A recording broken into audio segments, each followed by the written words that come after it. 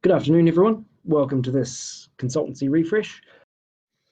Just to introduce myself, I'm Mark Johnson. I'm one of the senior procurement specialists here at NZGP, and I am working on this refresh and inside the professional services space. Today's format. The chat stream is open for questions. A number of these questions may be answered during the presentation, so depending on the size and the time remaining in the webinar, we may do a question and answer session at the end of this presentation. We will give you further time at the end to get your questions, and they will be captured and published in a Q&A document if required. There will be two parts to this webinar. One is the refresh, and the second is the digital future of professional services and the wider AOG portfolios. Our intention is to discuss the refresh for all of government consultancy, the scope of this refresh, and the process we will undertake for it. This will be the first part of today's webinar. The second part will be around the future direction.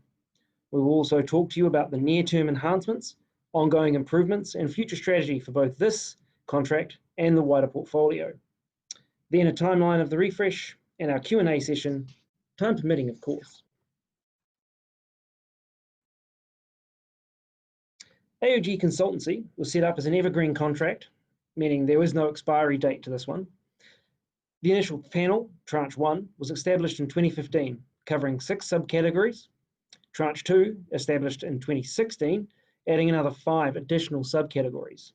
The last refresh was undertaken in late 2017, and this was only of the existing subcategories.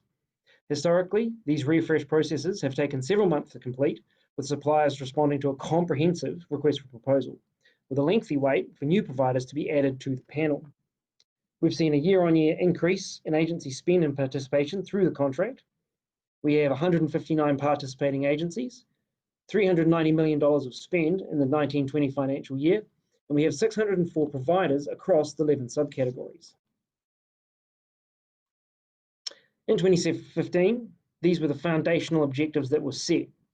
I won't read the whole slide, but the solution has been largely successful in simplifying the engagement process between you and the suppliers, creating access to government business for a large number of suppliers, including SMEs, which make up a majority of our panel, providing increased visibility of the costs of engaging consultancies for agencies.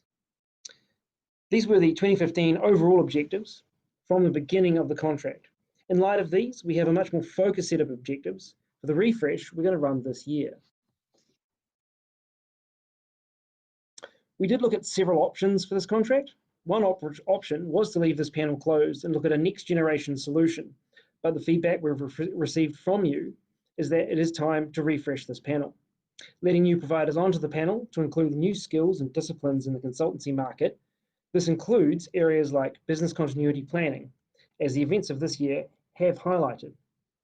In the current post-COVID climate, with government looking to support new SMEs and New Zealand businesses in these unsure times, this is both a reaction to the current situation and looking to address government's direction around broader outcomes around increasing access to New Zealand businesses. Use of digital tools to adapt to the changing market to make the whole process more efficient and effective. While our strategy, which I will outline in part 2, remains a fully digitized solution, this refresh is about the current challenges being faced. One of the key pieces of work will be around the focus areas within each of the subcategories. This has been finalized, but it is likely to include health and safety governance, training and assurance, health and safety audit, business continuity planning. As this is a refresh and not a full return to market, we can't add any new subcategories to the contract. We can, however, address these focus areas in each of the subcategories. The widening of the focus areas, with the feedback from you, is that this is an opportunity we have to refine and in some cases, strengthen focus areas to get better access to the new capabilities and disciplines that you have been asking for. How does this fit into our plan? The current solution's terms and conditions are not changing, so there is no action for you to take in regard to any active CSOs or the MOU. A shorter and more efficient response time through a fit-for-purpose response platform on a 24/7 basis. so providers can respond on Boxing Day. We have advised against this, however. The response window is longer, so we may capture as many providers as we can, and there is a less time pressure than normal. So providers who may miss out in the old system have a much better chance to apply. As new providers are added to the panel, there will be ongoing updates to you during the process. This is to give you and your agencies timely access to the new providers as they come on stream, rather than a 6-month wait for the provider to be approved. This refresh is being run alongside a program of work in the near term and long term to enhance our current tools and technology.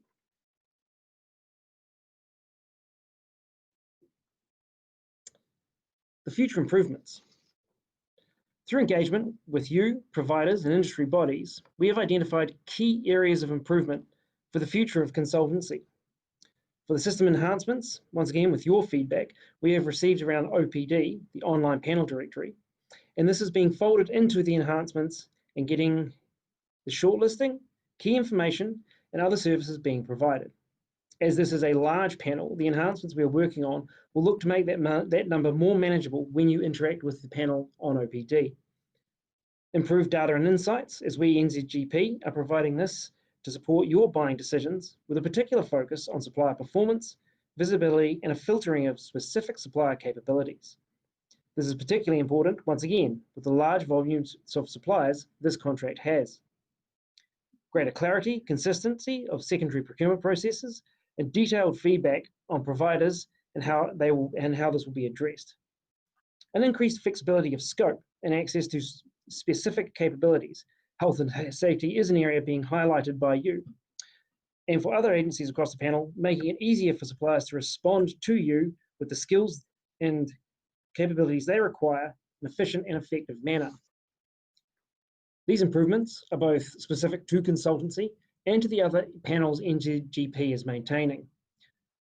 So these have all been incorporated into our future strategy. This is our roadmap. In the 0 to 3 months, we're looking at a web-based onboarding tool, which will increase providers' ease of access to this refresh. This is a part of creating a more streamlined process, which means that you get the outcome in a more efficient and effective manner. This will also lower the time burden on providers during the process. The great feedback we've received from you around OPD is being used, and we are currently in a program of work to get the enhancements to make it easier to use. We're also working on how the information is found, displayed, to best help you make decisions when engaging both consultancies and consultants. Some of the enhancements are around the filters within OPD, which means that it'll be easier to look for the skills, capabilities, and capacities you want in your projects. In the 3 to 8 month section, this is where we're looking at to roll out better tools and templates and update existing platforms. GETS is being rebuilt. The RFX and contracts builder will be looked at running, and we'll have the government model templates up. We're looking to launch a conflict of interest tool and the search and filter functions on OPD to be improved. The next tranche of enhancements for OPD should be coming online for you to make it easy to use and navigate. The addition of new filters for regional locations and other new criteria. We'll also be looking to run an update on the web onboarding tool from this refresh to be used in more of the upcoming processes we look to run. 8 to 12 months out in the future, NZGP's digitisation of the quarterly reporting from providers is being done to improve both performance and results. In this change, the reporting, which will add more rich information that we can provide to you from this contract. This will help us drive your decision-making around the engagement of consultants and consultancies and give a better view across the contract as a whole. This is a larger part of the NZGP digital change working in the long term. The first tranche of enhancements are part of the interim solution we are rolling out as we move along this journey to the full digital ecosystem we will discuss later. Understanding the issues we can address in this period is also part of these improvements. The final evolution will be at least 18 to 24 months away, but we're working on the steps in between to make the consultancy panel and its tools work better and address the issues you have brought to us. The other improvements will continue to be worked on and rolled out as they are ready to be implemented. We will keep you informed of these changes as they happen. So where does this lead us to? For the long-term strategy to be realised, this is an 18-24 month look into the future. So this is beyond what we've just been talking about, but this is building on that foundation. We've broken it into 3 key areas of focus. Starting with the digital ecosystem, we want to host an open panel where potential providers can apply to become of it anytime, instead of having to wait for a refresh of the panel to get the skills and providers you want on the panel when you need them. We envision that you can do this through a potentially low-touch evaluation process that requests the core information from each potential provider and that enables a streamlined review of their potential fit with agency needs. Through this digital platform, we'll be able to better help you compare skills and capacities of what may develop into a list of providers larger than what we hold today.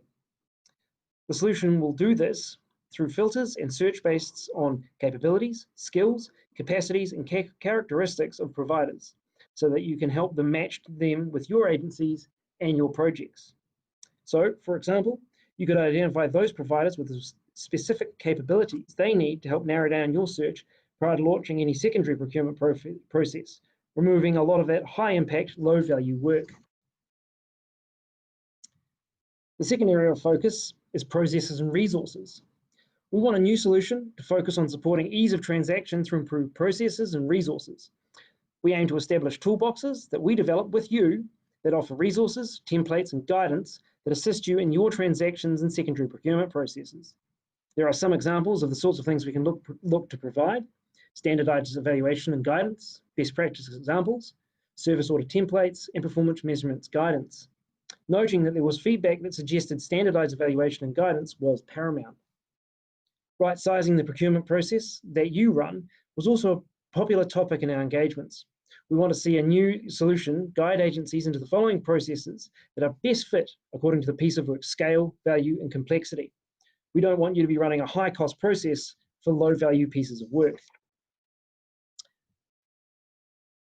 And finally, the last area of focus is on the provision of this rich information. We want providers to be responsible for their own detailed profiles on the platform to help you learn more about them, in the provider's case, their specific capabilities, and for you to make those clear decisions about what providers you should engage based on your needs and what they are trying and what you are trying to achieve. A big part of the solution is likely to be the provision of feedback between the two parties, and for this feedback to be visible to the others to inform their procurement process.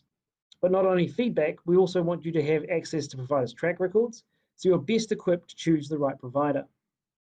We think that over time, this could be endorsed on their specific capabilities as they achieve successful outcomes. And finally, we understand that both providers and your agencies will benefit from knowing who's using who, for what, and for how long. And this is the future state we're moving towards. We want the panels to be fit for purpose, manageable, and give you the results and information you are asking for. This will not happen overnight, but it will happen. This refresh is a first step. But back to more immediate concerns, the refresh and its timeline. As you can see, we're currently in the refresh preparations, and we're looking to have our advance notice in the market in November. This will run through, once we open the refresh, this will run through to July, giving that 6-month window of response. With new providers, as they come on, they will be updated on a regular basis throughout the refresh process.